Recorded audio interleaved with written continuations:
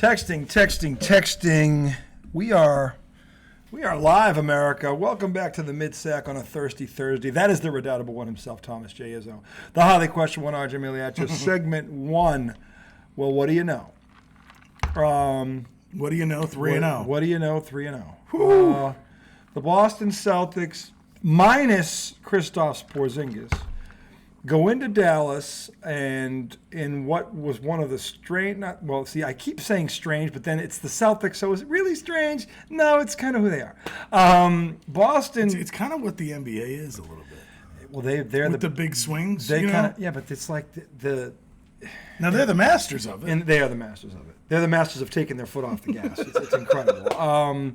But look, they got it done. I sent him a text because he had asked me what I thought. I thought Dallas would win unless somebody from Boston scored 30. I thought they could do it. Two guys scored 30, and it was the Jays. And they were in perfect harmony last night. Tatum kept us close in the first half when everything was kind of when Dallas hit him in the mouth with the first haymaker. And then Jaylen Brown the third quarter. That whole third quarter. See, I didn't watch it. I didn't watch the third quarter.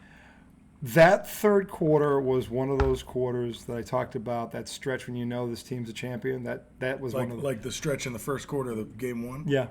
When they went 5 to 27, yeah. It was that. Okay. It was literally that. Yeah, because you texted me, you said that was a quarter. That was a quarter. I looked down. Yeah. And I was like, well, I guess they're winning by a lot. And I think they were up 15 when you said that. They went from 1 down to 15 up at the end of the third. Then they extended it to 21 in the fourth. But the thing is, before we get into the collapse or the wedding of themselves, well, that was more of a tinkle. The third quarter, that's 20-2 run. That's no tinkle. That's a full-on wedding. Full-on wedding? They didn't give it up. It went from 21 to 1. Okay, so if they had given it up, it would have been a pooping. It's a pooping. Doing what they did was just a wedding. Just a wedding. Okay. All right. I'll give you that. And so the thing is, before we get into the wedding, there was the third quarter, which that 12 minutes was as good as I've ever seen this team play. Ever. Okay? Since they got Tatum and Brown. That you couldn't have the ball movement, the cutting, the everything. And it was everybody. It wasn't just Tatum or Brown. It was the whole damn team. Mm-hmm. And from Peyton Pritchard, the second half of the first quarter was like that too. Well, yeah, but the third quarter was when Tillman, the backup center, he hit a three. Yeah. He can shoot threes. But the thing is, D. He played D. The D. When you were saying get Tillman out, he actually had some good defense in the first. He did. But I was like, get him up because we needed Al back in the game at that point because they were getting hot. Okay. But I know why they did it. They had to give Al a break. Well, and also Tillman wasn't giving you anything on the offense. Not at that. Well, he's there for defense and rebounding. Right. He had 4 rebounds and 2 blocks. I'd say he did his job. And then the three, well, I've seen him make threes in the regular season, but he was wide open in the corner. I thought he wasn't going to take it. And at that point, I'm like, fucking shoot it, because I just had a feeling. And when he switched it, they show the Celtics bench just fucking erupt. Yeah. And they're good for that kid because he's busting his ass. A role player in the finals. Oh, big shot. Hitting a shot and playing some defense. That's fucking. Sam Hauser. He was hot. But not just that, the defense, the rebounding. He came and got the unbelievable offensive rebound that led to a basket. He jumped in between 3 Mavs and got it. It was in the third quarter. You didn't watch. He jumps in. This was one of the few shots. He hit 2 threes in the first quarter, didn't he? He hit one in the first quarter, one in the second quarter, one in the third quarter. But the thing is, it was right in the middle of that run. The Celtics in that quarter shot 12 for 18. Okay? Everybody was making shots. And there was a play, one of the few misses. Hauser committed. There's 3 Mavericks there. There's 3 of them. He comes in from the wing because they didn't see him. They were on the basket. So he goes in between and up 3 of them. And I thought he was going to try and dunk it on the rebound. But he got it and pulled it down. And then there's 3 of them on him. And instead of getting hung up on a jump ball, he ball fakes, high fakes, and then gets it out of there to kicks for a score. I'm like, what got into this kid? Because we always knew he could shoot. But he was doing defense. This is stuff he doesn't normally do. Well, I think his slump has helped that. Yeah. because he's got. They kept putting him out there. Yeah, he's got to do other things. And it's like, okay, if you're not going to be hitting shot, you better just play as hard as you fucking can. Well, and that's pretty much what he does. That's what he does all the time. Yeah, but we should have seen this coming. But he started shooting. Mr. Holiday said even the white guys play defense here. That was his famous line. Is that what he said? That was, whenever he's talking about the Celtics defense. Drew Holiday? Yeah, he says, why? They go, why is your defense so good? This is like around mid-season he goes, dude, even the white guys play defense. That's why we're so damn good. It was hysterical. And by the way, when he says I think most white guys do play defense. But then there's Luka. No, that's the problem. Luka throws a monkey wrench in that whole thing, right? So is it the European whites? It's the Europeans don't play defense. Because I feel like American whites play. I mean, Wembanyama plays defense. He's 7'5". That's what makes him. If he didn't play defense, but I'm saying if he wasn't 7'5", I don't think he'd be a great defensive player. But I think effort. I mean, he goes after. I'm not saying he doesn't. I'm just saying that he's 7'5" and he's athletic. Yeah. How can you not be a good young as shit? And he's young as shit. Defense will get better. But I'm getting, and he's had some good coaching because they stress defense. When he was one of the first players that came over from, in fact, he is, I think, the first player that came over from Europe. That defense is his calling card. With Europeans, it's always about their offense, their shooting, things like that. He's the first. Think about some European whites that really suck at D. All of them. Dirk. Yep. Dirk was bad at D. None of them. He wasn't terrible. Well, look, the problem is Luka's so bad. Luka's awful. Who were the big? What about Detlef Schrempf? Kukoc? Kukoc was a terrible defensive player. Just soft, awful. Just soft, and like European finesse. Soft. European soft. They don't play the game over there. It's a brand of toilet tissue called European Soft. European Soft. Luka Doncic. So they look at they. Even the we'll get into him in a minute. Funny. But I just want to say before I give him the mic, because I want to get his take on this. But I just want to say that before we get into the wedding, that third quarter was the greatest 12 minutes that group, Tatum-Brown, have played as a team, as a unit. They were in. They looked like, they literally, dare I say it, they looked like the 86 Celtics. That offense, the 86 Celtics are still regarded as the best half-court offense ever. They looked like them. Yeah. The ball, and it's funny because Doris Burke said it in the middle of the run. She goes, you know something, JJ? There's just something about the ball moving around and it never touches the floor. And that was the 86 Celtics. The Celtics were passing like that? Yeah. It was ridiculous. It would look like the 86 Celtics. Dallas just was 2 steps behind. They were just, it was all the right decision. They'd look away and make the right, it was perfect. It was, from a passing perspective, it was perfect. And then the fourth quarter happened. But anyway, we'll get into it. First off, before we get into that, Tom, I want give me what was the thing you were most surprised about last night? Okay, so going into it, I was more confident than you. You were. In the Celtics. You were. Now, that's not because I knew what was going to happen. That's just because I haven't had my heart torn out the way he has. Yes, you have. You're a Knicks fan. No, but I mean by this team. Yeah, that's true. This team, yeah. Okay, so like... Yeah, your Knicks team, I think, has a promise. They have promise. They won't lose like this. If they're healthy, they won't lose the way the Celtics lose. No, I'm talking about the Celtics have never done this to me. No. So I can go into it feeling confident because I don't have the heartache that you do, okay? This group is... But as soon as I saw Kristaps was out, okay, then I saw a clip of like Andrea Carter saying, the door is open for Dallas. She was so happy about it, too. I wanted to throw up. What happened to impartiality? I wanted to throw up. Well... I used to like her. I used to like you. I don't know. I think people just wanted it to be a series because after those 2 fucking first games, if you're objective, you had to look and go, my God, Dallas is not going to fucking beat this team. They should have. After those first 2 games. And then my biggest takeaway, so I knew with Porzingis out, it still was that way. Well, because you had said that. Yeah. Well, yeah. I had thought that. We said actually when we did the series preview, they don't need him to win. They could win without him. They could win without him. It would be harder. And by the way, part of the reason why I predicted 6 was because I didn't know what he was going to be. I didn't know he was going to do what he did in Game 1. I didn't know that. Yeah. I just knew that if he played, they could probably sweep him. But if he doesn't, probably 6. See, but I only said 6 because I wanted to try to give some respect to Kyrie and Luka. Well, you said that to me. Are you disrespecting them? Like, no. But I also don't know what Porzingis is going to be. I think Boston still wins, but if he doesn't play, I think Dallas probably gets 2 games. Yeah.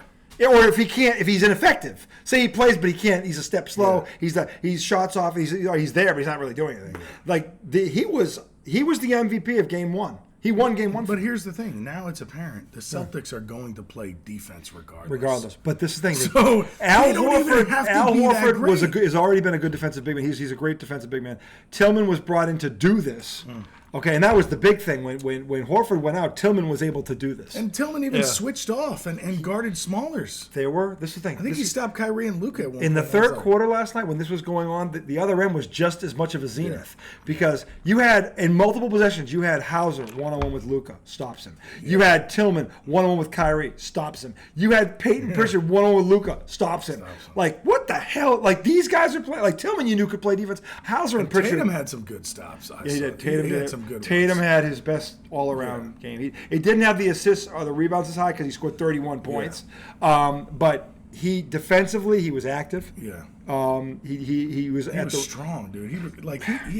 He had some dunks down low. The one down the stretch when I thought he looked like he was starting to wet himself a bit before Brown and he just somebody hit him with a good pass. Yeah, he goes, you know what? Bang. He goes, you know what? Fuck this! And he three guys. He spins on, he just blocks it. And he kind of hung. He's like he was holding his dick. He's like, suck my dick, Dallas. But it was dude, So it was I crazy. would say the thing I was impressed about the most was the first quarter. Okay, because that was a hell of a fucking haymaker. That not just the players, Kyrie but was the hot. fans. The energy at that place. Yeah, it was loud. It was funny because when it was loud, I was literally gonna text like these motherfuckers are not gonna last. But after a while, I was like, damn, they are actually the fans really fucking into this game. I will, and they were almost tied at the end of the first quarter. Yeah. When that happened, I think I texted you, somebody's in trouble. Yeah, you said they took their best punch. I said, somebody's in trouble, it's Dallas. Yeah. Because as hard as they came out, you're going to fucking tie that game. Boston just looked at like the end of the first quarter? Boston, and he's right. That was impressive. Boston, you old school Boston sports fans will know this. They looked like Marvin Hagler at the end of the first round with Thomas Hearns. Well, he just flipped it? Thomas Hearns hit Marvin. Thomas Hearns is 6'3". Hagler's 5'8". Great. They call this the greatest 3 rounds of boxing history, and it still is. Thomas Hearns at 6'3" came out and tried to knock Hagler out probably 10 times. Is Hagler the guy from Brockton, Mass? Okay. And Hagler was even bleeding, but they were just throwing bombs at each other. But it started with Hearns, and Hagler just kind of shook it off and went right back in, and he starts hitting him. And they looked like, honestly, if you didn't know better, you thought they were trying to kill each other. And at the end of that, and they're like, Hagler is cut. It's almost like Hagler heard, oh, I am. Bam! And he knocks Hearns. He knocks it. Oh, now Hearns is hurt. It was like unbelievable. And at the end of the first round, this is the scene. Hagler's walking back. There's a cut right here. His whole is blood. Like it's blood in his 2 eyes. And his mouth is just like go again, motherfucker. It's on. Like that. That was the Celtics at the end of the first quarter. Literally, to your point. Because Dallas hit them. Kyrie Irving. But honestly, Kyrie Irving hit them with a Larry Bird. So did Luka. Yeah, it was a Larry Bird special. It was bang, bang, bang. That was the kind of shit Larry Bird used to do. And the fact that they, at one point, I think it was like, what was it, like 24 to, they were up 15, weren't they, or 13? It went 27 to 13 or something like that? It was 25 to 9. Yes. And then, the quarter finished 30? Tatum hit that 3. Then Brown found, I think it was a Holiday, and then Tatum hit another 3. And then when and all of a sudden it just creeped down. Yeah. To the end. But the end of the quarter was what, like 31-30. 31-30. And literally, that let me know. He sent that text. Yeah, I knew it. And I'm like, where's he going with this? But you knew. You felt the same way, didn't you? But I wasn't. I'm like, well, they're in it. They're fighting. But I didn't think. I thought Dallas was going to hit him with another one. That's all they had. Yeah, well, actually, it wasn't. No, it wasn't because they had another one. Yeah. They did. It's I got the timing off. I thought it was going to happen in the second quarter. Yeah. But no. But the second quarter, Jason Tatum just said, no, you're not. No, you're not running away. You're going to stand and fight. And that's kind of what Tatum did. Yeah. And then in the third quarter, because I think I sent you the text, where's Jaylen Brown? Or Jaylen Brown question mark. Jaylen Brown question mark. And then Jaylen Brown saw my text apparently and went, what? And dropped 15 on their ass. Were you asking for me? Including that, dare I say, thunderous jam down the lane. Where he split him? He went left. This is the thing. He went left, and then he takes a step back to the middle. He's like one step above the dotted circle when he took off. And he cocked that motherfucker. He put that. He came from South America with that. Whenever you say that word, your Boston comes out. He cocked that motherfucker. He cocked that motherfucker. And he just, dude, even J.J. Redick was like, Jaylen Brown. Okay, I will say this. I'm going to say this about Jaylen Brown. I've never thought he was anywhere near Tatum. But he is. But he is proven in these playoffs. I don't care. You can say anything you want about the teams they played. He has fucking stepped up big for them. His game. Every series. And again, I think this has to do with the money he got.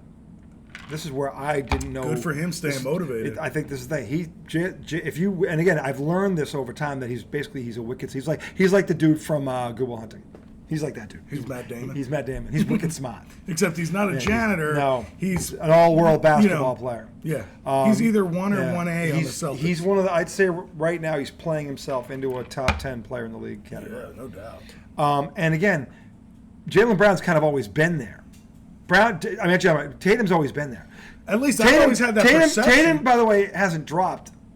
He's just going up. Exactly. Because Tatum had 31 last night, and it was just that first half. He's just like, you're not running away from us.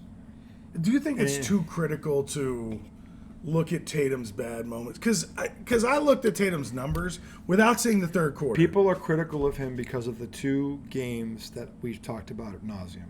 About what he did to Giannis in Milwaukee and what he did to Embiid when he was the league MVP. Right.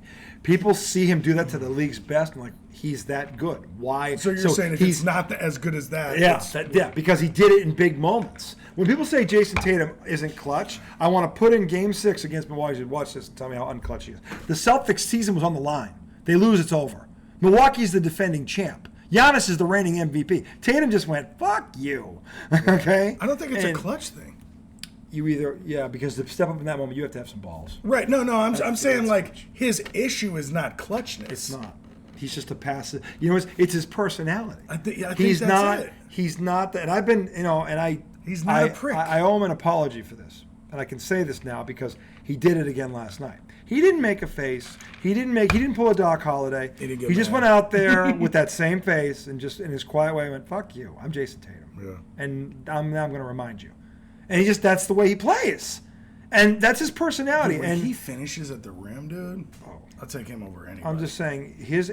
But then every now and then he just doesn't go up. No, but it's like this is where. But this thing, it's like this is where it drives you crazy. On that guy. This is where it drives you crazy. Like there were times when Luka toasts him, and then there was a time when they're coming back, he pins Luka under the basket, and Luka couldn't even shoot. So afraid of him, he faded away. He faded away because Tatum was right there. Going, "Shoot him, motherfucker!" And he missed like a bunny. He missed the bunny because Tatum was right there. Yeah. So there are moments when he does that, and you're like, "That's the dude right there. That's him." So it's like he's in there, and I think to be fair, and Jaylen Brown is the one who really triggered this, and kudos to you, Jaylen Brown, for saying this. He said when they was talking about when Kid brought the whole thing about he's the best Celtic. The sacrifice thing? Jaylen Brown said Jason Tatum has sacrificed more than anybody. That's the ultimate compliment. Is he meaning like he shares the stage? He's not. Everything's gone down his stat wise. He doesn't because he defers now. Because he's got all these great players around him. He's like, I don't have to do everything all the time. And I said to you earlier in the playoffs, he's playing more like Bird now than ever. I said that to you. And he is. He knows when he has to do something. Bird would look at a game and go, all right, what are we not doing tonight? We're getting our rebounding. He'd go get 15 rebounds. We have 8 turnovers. He'd go get 11 assists. Yeah. We're not scoring. He'd get 30, 40 points. He literally, on a nightly basis, I saw him do this. And Tatum is starting to play like that. He's not there yet, but there's too many signs. This is no coincidence, okay? He's done it too often. He literally looks at what the team needs that night, and he's like, okay. And if it's scoring, he'll try to score more. If the other guy has the hot hand, he'll do that and play defense and rebound and get him the ball. Yeah. Like Tatum has literally, he's starting to think the game. Yeah. And that's scary given he's 26. Yo, but then like... Because then your potential is infinite. The one time I was scared last night, the one time where I was like, was when he got picked in the first quarter and didn't run after the ball. I was kind of like... After getting a 3 in his eye. Yeah. Because he didn't contest the shot. I was like, is he in one of those funks? You know, is he in the Denver funk where... Becky will tell you, I go, let me know when Jason Tatum arrives. Like I yelled at the screen. He got toasted. The first 3 plays were all on him. Yeah. All. Well, then in the second quarter, you said Tatum woke up. He woke up at the end of the first quarter, actually. Halfway through. Yeah, all of a sudden, someone slapped him. He's like, you're fucking Jason Tatum, wake up. Okay? And then he woke up. But that was... And that's the only weird part about Tatum. Yeah, I don't get it. You know, but like... but maybe when you're that good, it's like you're not going to be that good on every play, Let me tell you why this is happening. You can't be that good on every play. Let me tell you why this is happening. Because what you're seeing is the maturation into that cerebral player. Maturation. Maturation? Remember last time we talked about mature? Let's not go off on the 12. But Maturity? We're on to something good here. We're giving Jason Tatum his flowers, and he deserves them. What kind of flowers? Because whatever he wants. He's about to be a champion. The thing is... You going with the tulips? Maybe. Roses? Green roses. Tulips. Green roses. That's true love. Green roses. Anyway. That'd be nice. That'd be nice. Green roses. Nice touch. Yeah. But anyway, Tatum, you're seeing the transformation into just a athlete into a cerebral basketball Not just player. a maturation. It's a transformation. It's a transformation. And here's the thing. When you make this, it's like it's not going to be smooth. He's going to do something. I figured this out because this is what happened last night and Jaylen Brown said it, the sacrifice. Last night he knew with no Porzingis, I got to score. And that's what he fucking started doing. He knew what he had to do in that moment, and he did it. And then the other game when they were every time he went the game he had 12 assists. Every time he got in the paint, he had 3 guys around him. Mm-hmm. He had 12 assists. He had the best. But he knew, and he made the right decision. He had 12 assists. He made the right decision. It would have been dumb to shoot. He had 12 assists and no turnovers. Think about this. That's impressive. That's playing the game cerebral. And he got 9 rebounds. And he like again, the other guys are rebounding. He's like, because Brown actually had 8 rebounds. Brown doesn't get a lot of rebounds. He got 8 last night. So and Tatum's like, too. yeah, those were career nights for Brown in the playoffs. Jeez. I mean, but the thing is, I think he had 3 turnovers. By the way, here's the good news. That's pretty good. Tatum is starting to rub off on Brown, because Brown having 8 assists and 30 points has never happened. Well, but never happened. But Brown has been doing that in terms of like when they need to lock a team down. His defense is like. He'll get a bunch in a row. He sets the tone. Right. It'll be like a block. As great as Holiday and White are, Jaylen Brown is the one who sets the tone on that defense. He really is. And when Porzingis is in there with him, the two of them together, when those two are on defensively, the Celtics are ridiculous. They're elite. They're truly elite. Jaylen Brown picks Luka Doncic in the backcourt. Dude, remember when he blocked that? When he blocked that dude's 3, the white dude? He blocked his 3 on the outside, and the dummy tried to catch it without on him. Yeah, Jaylen Brown. Jaylen Brown has taken his game up 2 levels. He's like, yep, I'm going to earn my $304 million. I'm not going to sit back and go, you suckers, I got 3. No, he's trying to earn it. And kudos to him. You got to work on your damn free throws. But he's evolving. That's true. He's evolving. Honestly, that's the only bad thing I can say about him. Yeah. So he is improving. And he's improved other areas. He's playing the game better up here. His turnovers are down. He's taking on challenges defensively. Not that he never did. He did that before, but he's like. And by the way, he's setting the tone. And look, Bird was quiet. Okay, DJ was the loud one. Okay, so this dynamic can work. It's worked in Boston before. You got to have a guy like that who's Antoine Walker and Paul Pierce. Pierce was more quiet. Walker was the one who would get in your face, and it worked. Okay. So we've seen this type of these personalities work before in Boston. So did you see any mic'd up moments?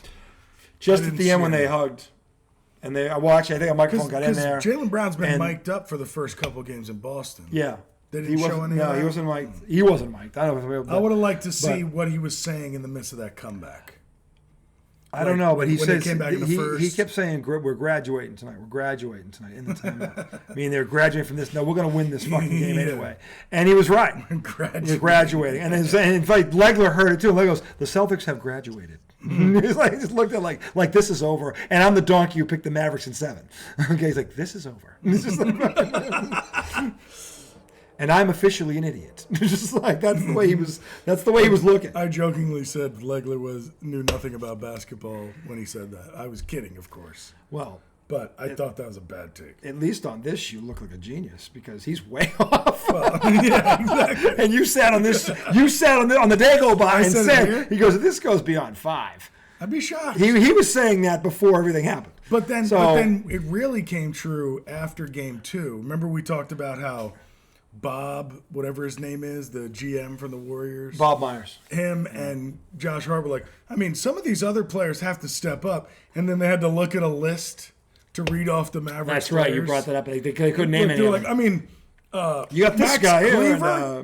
Max Cleaver's got to hit. Max Cleaver's got to do shit. Yeah. For them to beat the Celtics, holy fuck. Yeah. You're fucked. There has been and every day it's a different person on ESPN. The realization hits them when this comes up. There's that one. It's a different person every day because I think they all pick the fucking Mavs. Yeah. Every day it's a different person going, yeah, they really are.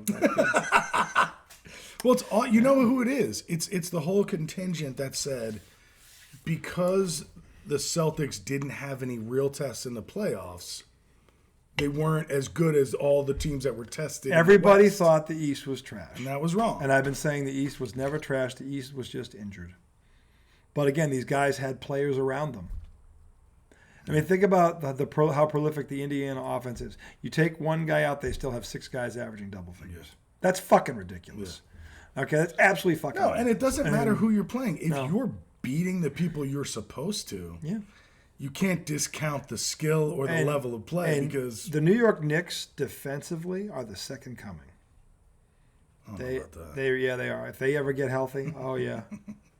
Yeah, the second coming. They are, dude. When they're full and they got OG in there, if the Knicks get one legit shot like center that blocks shots like Porzingis, watch out. Just watch out.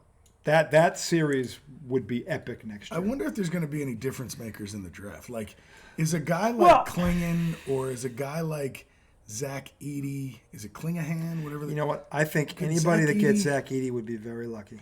Think so? Yep. Because he's already got a pro game. I want to believe that, but he's already got a pro game. And by the way, but you've been the one telling me that like a lot of these guys fall out of the league. Like what was this guy? Well, because Cockburn or whatever. They don't develop what they need to. This kid has improved every single year. Edey. Sorry. Edey. So every year you watch him, he comes back a better player. So he can build. He's going to build. Yeah, he's already got the post moves. Here's the thing. He's already a hot commodity in the NBA. Because I can count on one hand the number of legit post players there are in the NBA right now because there's not even 5 of them. Yeah. There's not in the whole league. This kid is already going to change people's defenses because he's going to go down there on a 6'10" guy. He's going to fucking – remember, he's 300 pounds. He's big. He's 7'4", 300 pounds. He's not doing that on a lot of 300-pound dudes. How many 300-pound dudes are in the NBA? There's no, like, high 280s centers? Only Jokic and probably Embiid. That's probably it. What about the Knicks bigs? They're both big. They're not 7 they're footers. not 280. Right, but they're 7 footers. Yeah, but they're not 280. Like You're it's right. they're 7 feet. Hartenstein. 7 feet 240 is not the same thing as 7 feet 285. It's just not. And I know because I've been hit. I've been hit by both. Okay, on a screen. You've been hit by 6 foot 325. That's true. Yeah, that's not an easy hit either. It's not. Especially when you're stoned. Bad especially enough. You can't feel 2 toes. Especially when the way I am low to the ground. Okay, it's that low center of gravity. That's kind of a big bitch coming at you. And you haven't picked up a ball in 5 years. But I digress. I've just been playing like I was stoned. Oh, give me a break. I was in flip flops. That's not a trade-off. Yes, it is, dude. When I went to shoot the ball, I was like I was steady myself. All right. Well, that's your own damn fault for being a little bitch. I was. We'll play right now. We're both stoned. That'll be fair. No, somebody's gonna fuck. You're gonna tear an ACL in the dark. Says Mr. Hip Check. I'm gonna pull a fat. You should have played hockey. Dude, I was checking. Check. Dude, if you're going to turn your back and come in there, I've got to use I didn't turn my back. I was going to the right, going to buy you. Well, that's part of street ball. That's why you kept giving me the ball back without saying the words. Like, I got him again. Well, I mean, if you get me on a blow by and I foul you on purpose, there's no way I'm going to take the ball when it comes off the rim. This is what was happening. And that's fine. I get it. But what else could I do? I know. I'm saying at least he just gave me the ball back. Yeah. Didn't say nothing. No. He knew what he did. He knew what he did. At least he was man enough to admit it. Dude, I'm that guy in pickup. I call my own fouls. I will not call a foul if you foul me, unless it's for the game. Egregious. And it's egregious. If it's Mikhail Rambis, that's the one you call. Or if it's a foul where it's like you could have hurt me, then I'm going to call it. Yeah, because there's physical and there's dirty. Don't be dirty. Don't do that. You can be physical. That's fine. But there's a line, and ball players know where it is. Like, don't push me in the back when I beat you. There's a basketball etiquette. By the way, one kid, I don't know if you saw this on YouTube, one kid broke this and almost broke a kid's back. The kid was up in the air for a dunk, and he ran in behind and he pushed him while he was in the air. That kid should have been arrested for that. He could have killed him. He could have killed him. He went back and he could have cracked his skull wide open. That's etiquette. You don't do that. You never do that. I had a high school kid on the court up here push me in the back. Now, he didn't push me hard, okay? But the play before it, he was flailing at me, and I went up for a shot. He hit me, broke my glasses. Oh, shit. That's okay. So that pissed me off. Did he apologize? I don't think so. That's even worse. Okay, so you break a man's back. So that pissed me off, right? That's worse. Then I went by him, and he just gave me a soft push in the back. You got a man on your shirt. He gave me like a push in the back, and it really pissed me off. And they threw the ball ahead to him, and I sprinted and I fucking yanked the ball from him and went back the other way. Because I wanted to punch him, but he's a kid. You can't. You know what I'm saying? But he's somebody else's kid. I can't pick him like a scab. Right. But I can show him that even though I'm fat and 40, I'm still better than you. Way better than his dumbass. I'm out of shape and I'm better than you. Right. And older.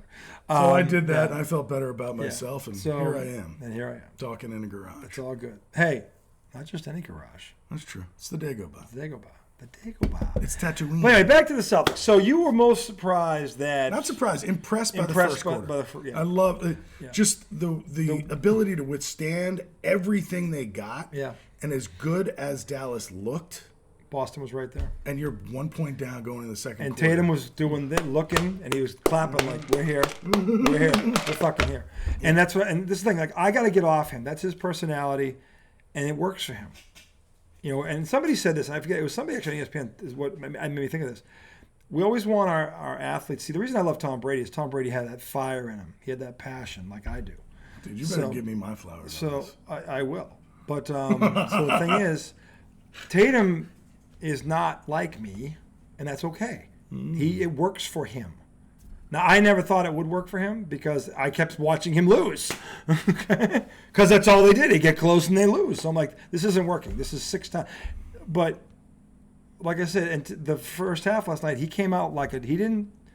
But he was a pit bull in that second quarter. In his way. In his way, he was. So it is there. It's just hard to see it because it's not what I'm used. Yeah, it's not what I'm used to it looking like. But there was something very defiant about him in that first quarter. Like, it doesn't matter what you do. Well, I don't know. That's the way he acted. I don't even know that it's a pit bull. So it's not a pit bull. Pit bull's too extreme. We had this conversation. I can't remember when it was, and you said he needed to get mad, and I said, what if he needs to find that calm, like that? Because a lot of times it's almost like he's worried when he's playing, and his pit bull is like this calm, like he's not high, he's not low, he's right here, and he's just. But the thing is, He had a look. He looked at them at the end of that first quarter. There was a little edge. He gave him a look like he wasn't. It was a serious face, like I'm fucking here. Yeah, we're not going anywhere. That was the look. It wasn't like, and again, it wasn't Balboa shit. It wasn't that. But it was like Marvin Hagel was like, yeah, I'm not fucking going anywhere. And the way he stared at him, that was what I'm telling you. I'm like, whoa, who's that? Ooh, hey now. I was like, I got excited. I'm like, that's the first time he looked like it was almost like, what was that? Did I split my pants or shit like that? There was that look like, oh shit. But he had that like, yeah, not tonight. No. So, not tonight, and that to me was the thing I'd been waiting to see out of him. And again, it wasn't words. He just gave him a look. At the end of that quarter, he just turned around and started doing this dead serious and nodding. He was like, focused. That was the Tatum I needed to see. Locked in. He was locked in. And look, better late. Look, it's not late. They're up 3-0. I mean, look. So. Dude, they've kicked the shit out of everybody they've seen. And they're continuing to do it in the finals. And the thing is. And Luka's crying like a baby. People can't say Boston didn't face adversity. You saw the same Kristaps Porzingis I saw in Game 1 and Game 2. That motherfucker is an all-star. When he came off that bench, we're talking about a Tyson punch. When he came off that bench, the whole fucking thing changed. And he has that ability to impact the team like that. Not everybody can do that. But he did it. He did it for 1.5 games. That's it. Well, the thing is, Holiday did it in Game 2. They have guys that can do this, like, besides Tatum and Brown. Yeah. And that's why they're so fucking good. And this is where Brad Stevens doesn't get enough credit, because it's one thing to find talent. It's another thing to find talent that meshes together. Mm-hmm. Like, what I loved about the Knicks built a team that they fit. It was purposeful. It was purposeful. It looked like the coach and the GM actually had been talking to each other. Like they knew each other beyond their last name. Almost a little too much. Yeah, but they found players that literally they're tips. Yeah. Like, what do you think about 48 minutes? Like, I'm a professional athlete. I should fucking play 48 minutes in my fucking sleep. Like, that's the way they talk. That's a little different than what the Celtics did. It is. Now, because the talent level of every player, 1 through 6 on the Celtics, is completely different than the Knicks. Before you say they don't do that, the Celtics defense. No, these guys. No. I wasn't saying they don't. It's every bit the Knicks. I'm saying it's different from the Knicks in that the talent level. I'm not saying they don't play D. They do. No. They play just as hard. No, as the Celtics have more talent. Yes. Than the Knicks. But I'm saying the guys they got don't just do one thing. No. Like there are some people the Knicks have. It's like you're our energy guy. Yeah. You're our defender. Yeah. With the Celtics, it's like. Okay, yeah, you might be our defender, but some nights we're going to need 24. Yeah. Thanks, Drew Holiday. Yeah. Derek White, you might be our energy guy, but some nights we'll take 32 out of you. I mean, it's amazing. But the thing is, for that to happen, your teammates have to be okay with it. That's true. And that's the thing. And that's where Brad Stevens is not getting enough credit. These guys are all here. And again, the 2008 Celtics were that. The Larry Bird Celtics were that. They were all on the same page. And these guys look like that. And that's why I think I said and again, Holiday and Porzingis, I thought personality-wise were perfect for this group. They're perfect. They're not over the top. But they've got that thing about them that, hey, yeah, I'm here, and if you need me, I got you. And by the way, they don't wait for you to ask. They can tell when you're in trouble and they step in anyway. Like in Game 2, when the Celtics were in trouble, Holiday kept them in the game in that first half. When Doncic was going up, Holiday matched him 17 points in the first half. And he missed 3 shots. It was fucking ridiculous. What? And just because he just saw we're in trouble. Okay. Doesn't wait for permission, just goes and does it. So, yeah, they've got guys like this. And the Knicks don't. I don't think the Knicks have guys like that. I know they have. I think they have 2 guys like that. But the Celtics, I think, have 5. 6 if you count Horford. Legitimately. I wouldn't count Horford. Well, that game he had 26 points. I know. And then he had another game he had 25 when they needed it. No, you're right. He did this twice. Remember he's 7 for 12 from the 3. Right after we both thought he's shooting them out of the game. It's almost like he went, what? Okay, but I will say this. Horford, being the oldest motherfucker on that team, he does some of the dumbest shit I've ever seen. And it's weird. It rubs off. Well, it's strange. It rubs off. Sometimes he looks like the smartest player on the team. And then sometimes I'm like, hold on, did Al Horford just shoot that shot? Jason Tatum. Or, it's... No, but Horford's old. I know. He can't be rubbing... Jason Tatum is rubbing off on him. Man. Remember that game when Derek White was just god awful? I'm like, it's even rubbing off on him now. I remember when Porzingis bricked a couple 3 and you're like, he's fucking stupid too. I was like, oh shit. No, but Al Horford last night, I can't remember... Was there 2 minutes left? Remember when he got a nice rebound? Yeah, and he tried to sprinted down the court. He's not a guard. Ran to the corner and fell out of bounds. Actually, he didn't fall. He got pushed. But he put himself in that position. No, he shouldn't have dribbled the ball. I agree. But he got... No, I know. But that should have been a foul. In fact, for some reason, the announcers stopped. Well, Doris said, did they consider that marginal contact, JJ? Would you consider that marginal contact? I don't know. His face is in that girl's lap. I don't know. She goes, I guess they consider that marginal contact, JJ. And JJ's like, Lakers hire me. Yeah. No, but we're not here to judge the officials. Right, exactly. I'm not going to do that. I'm not here to listen to people's opinions. Yeah, exactly. I'm not going to share my opinion on this. No, Doris, no. I love both teams. Both guys are great. Tatum's lovely. Luka's amazing, and Kyrie's a great player. Yeah. I'll see you in LA. Yeah. LeBron, here I come. Here I come. Not sure why I'm doing the I don't know. accent like that because I know, but he's their leading candidate right now. But anyway, the thing is, the Celtics. That Brad Stevens does not get enough credit for this. He did an amazing job. Does. I know he does. Because to be that, to have Bob Myers was giving him the credit after Game 1. He was. He was the only one. They said, "Who would be your MVP?" And he said, "Brad Stevens." Does he just not want to give credit to a Boston player? Is that the problem? Look at the team he built. I know. And by the way, the question was, who was the MVP on the court? Well, yeah. He was being a fucking... He kind of put them on the court. Well, yeah. But actually, no. Danny Ainge, to be fair, Danny Ainge drafted Tatum and Brown. Oh, really? Yeah. Danny Ainge made both those picks. And Danny Ainge has done some shit as an executive. He's a very good GM. He is. And he'll do good in Utah. You watch. But the thing is, look, this team is like the Knicks. They mesh. And Dallas, for all the things those rookies look like rookies. Luka tries to do too much on one and doesn't do enough on the other. Kyrie Irving's trying. Here's the weird thing.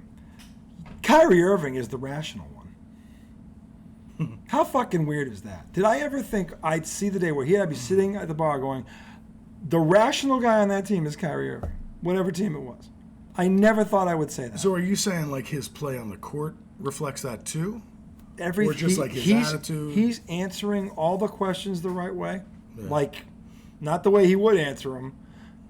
He's being very diplomatic. Has Kyrie gone corporate, or is he just grown personally? I think because this was his last chance, and somebody got to him and said, you realize you fucked this up. It's over. No one's going to touch you again. And I knew you. Nobody would have. Nobody the most talented player the league has ever seen wouldn't be touched. I never said that. Neither have I. There's not enough marijuana in this bar to make me believe that. Although, why would weed make you believe that? I don't know. We could always find out. Anyway, here's the question: do they close it out tomorrow night? Yes, definitely. 100%. I mean, no, nothing's 100%, but I would.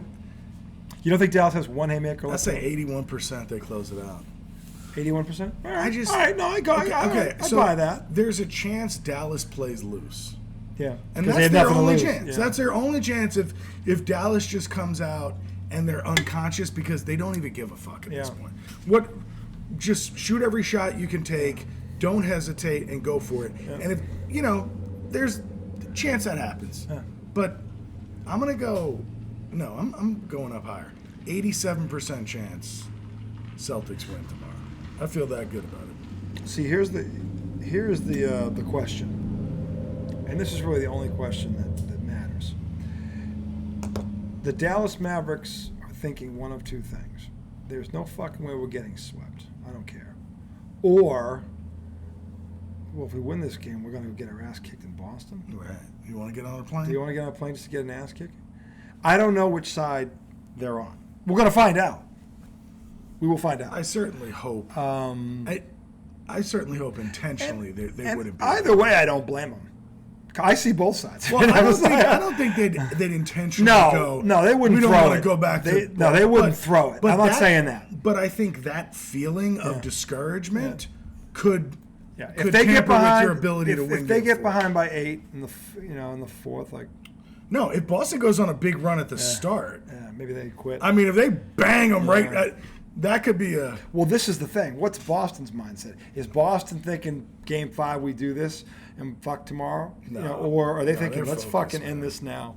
Dude, let's fucking put them down. Because they want their mindset, they wouldn't have won Game 3. No, but I'm saying... I think they knew if they won Game 3 it was over. That's what I'm saying. But the thing is, it's a question of when is it over. But the thing is... Right now. The thing is, we talked about it. I said, if they really want... And this is what I was hoping for. I said, my hope was that they want to change the narrative and fucking pistol whip these motherfuckers and say, the East is weak. Oh, we had it. Oh, really? And they don't have Porzingis either now, and they do this anyway on the road, like against that team.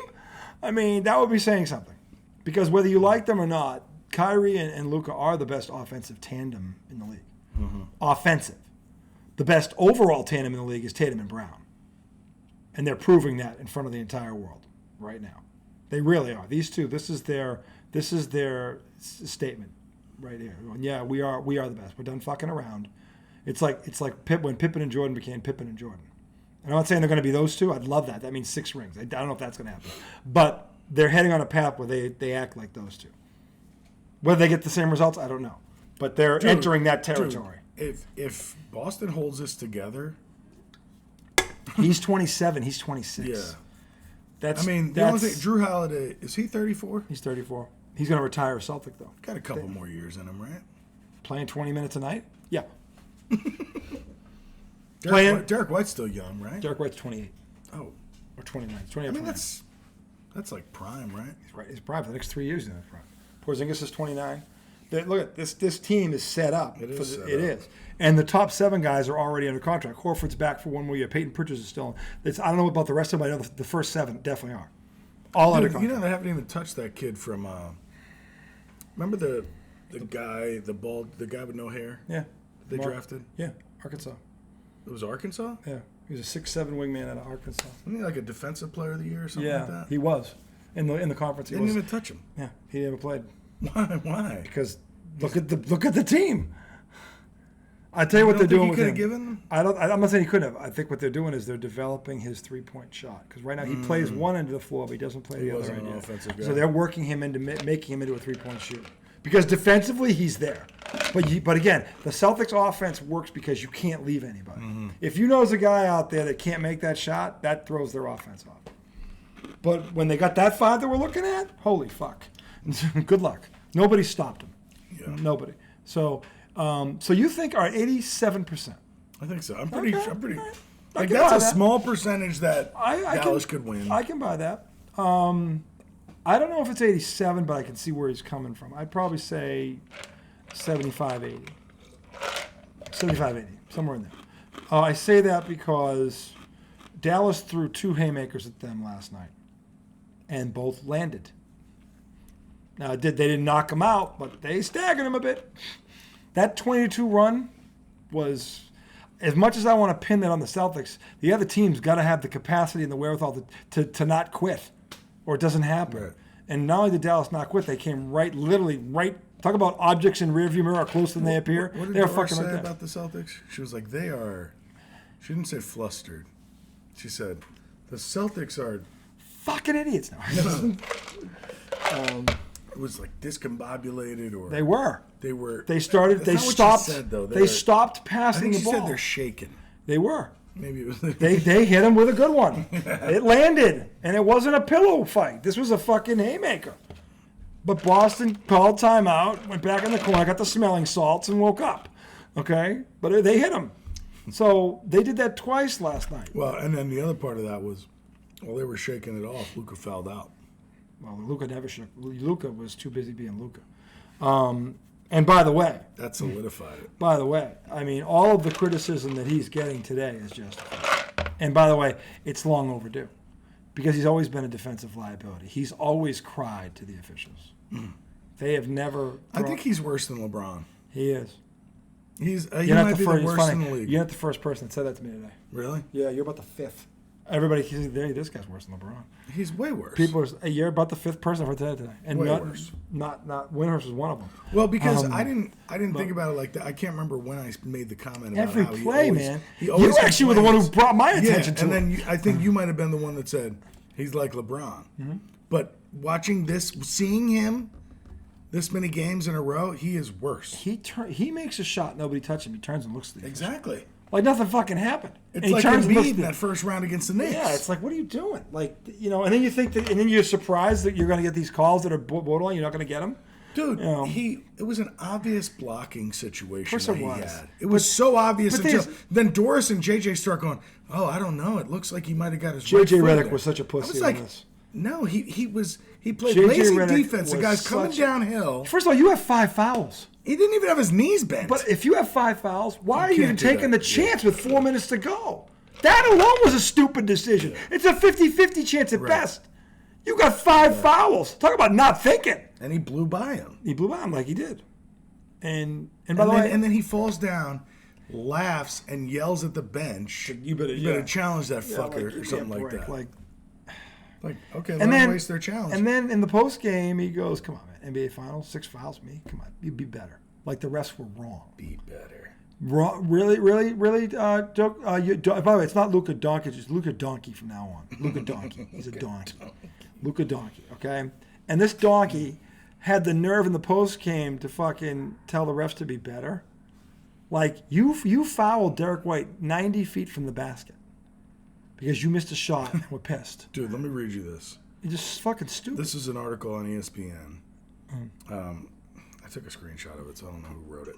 But they said, Doncic has struggled defensively while being mercilessly hunted by the Celtics. Mercilessly hunted. According to Second Spectrum. Could I have one of those beauties? According to Second Spectrum. By the way, Erica, good doctor. Always. The Celtics are blowing by Doncic on a 67.7% of their drives against him. That is the highest blow-by percentage allowed on drives by a single defender in a playoff series in the past 10 years with a minimum of 10 drives defended.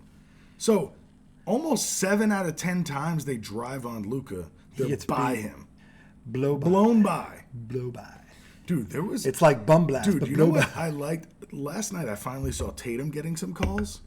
And I will also say there was a time, I think it was Tatum, Luka was going in for a layup and somebody just bodied him into the first row. And they didn't call it, and I liked it. Yeah. Because I think they're sick of his bullshit. And they never know if he's like, if he really got fouled or if he's flopping or if he's crying. Oh, you could almost see it turn. Here's the other problem. There's a picture out there, floating out there in cyberspace, of Luka Doncic in each round talking trash to the other team's best player. He's in their face. There's 3 photos of it. And I have the feeling that Brown and Tatum saw that. Just a feeling.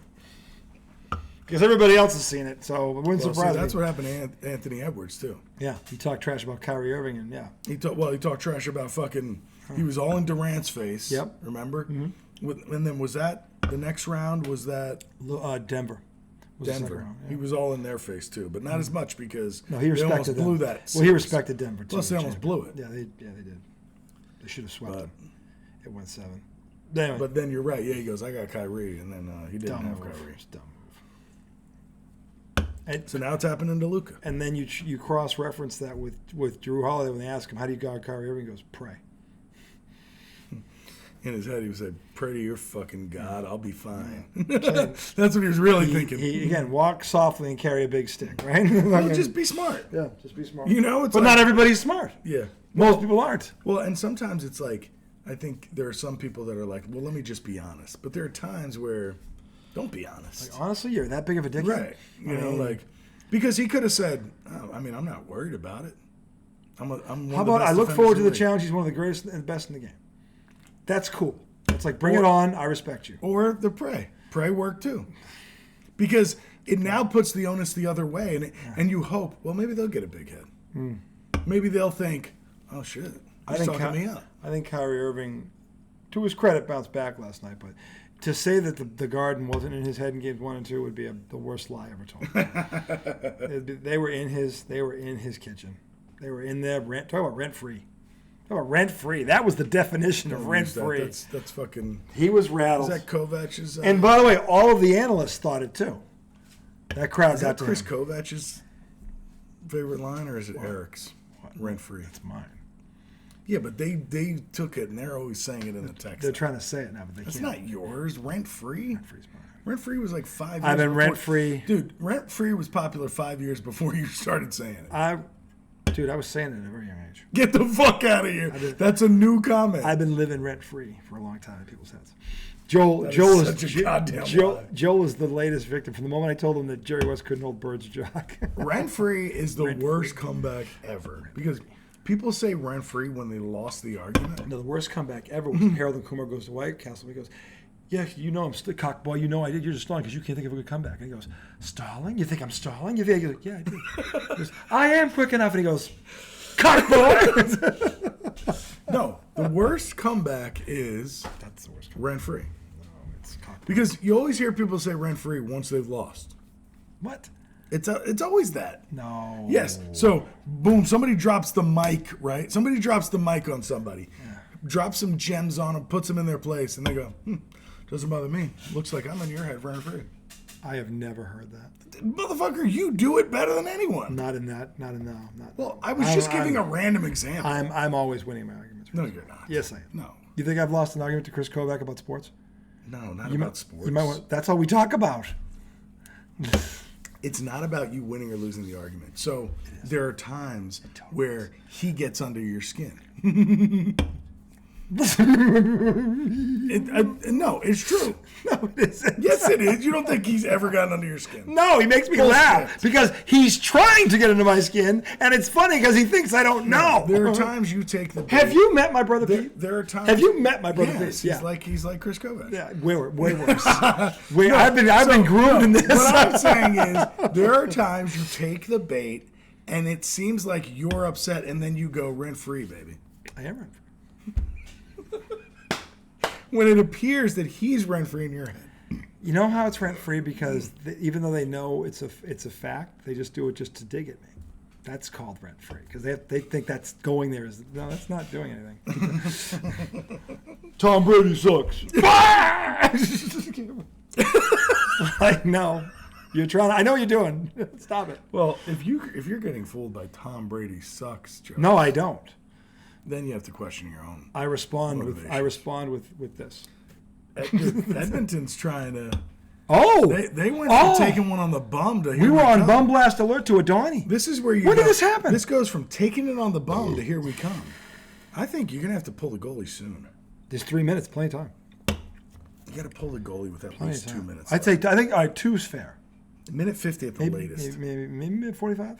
No, I think 45. not with the season on the line. If they go down 3-0, It's over. It's over. Oh shit. Here they go. Oh shit! Oh my God, that was a close. chance. That was a real chance. Holy shit, that was close.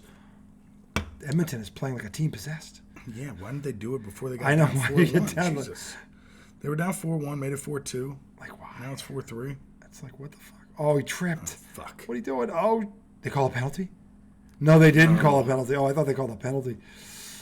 Fuck, if the goalie's out, they're done. No, he's not. I said no, still over 2. You said 150. We're all right. Well, I said 150 at the absolute latest. I think 145 is kind of money. Dude. Maybe 130. What are you fucking doing? I don't know. Now they're pressing you. Well, that's what you do. No defense on a good Icing. offense. Is that icing? No. No, they didn't know. They waved it off. I don't know why I yelled out icing. I don't know the fucking rules. I mean, I thought when you send it all the way down and nobody touches it, it's icing, but something must have happened. Oh, he's trying to escape between. Anyway, what happened? We're gonna come back segment 2. What happened? I don't know, penalty. We're gonna close this game out. We also have to talk about the U.S. Women's Olympic basketball team. Minute 49. We're gonna come back and talk about this in segment 2. Which is a quick break. Hey, it's a Thirsty Thursday. Grab a cold and see you on the other side.